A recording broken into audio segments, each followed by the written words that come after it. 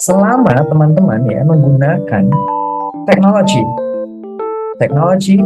internet into your learning, doesn't matter it's happening synchronously or asynchronously, itu sudah masuk blended learning.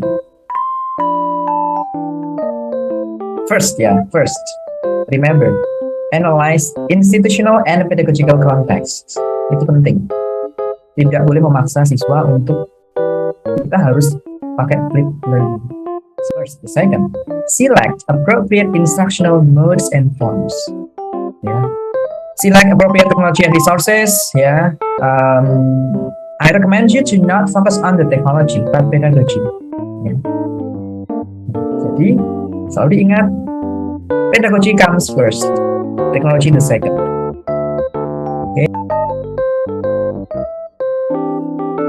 Benefit dari blended learning sendiri adalah provides us what? Flexibility, sir. Flexibility, perfect. It also provides us Accessibility, sir. accessibility, very good. You can access that anytime, yeah, flexible, yeah. You can manage your time, meaning that you are more autonomous as a student.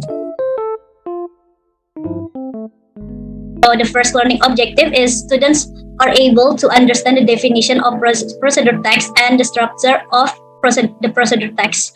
The types of interaction will be student-student. And the types of assessment is formative assessment.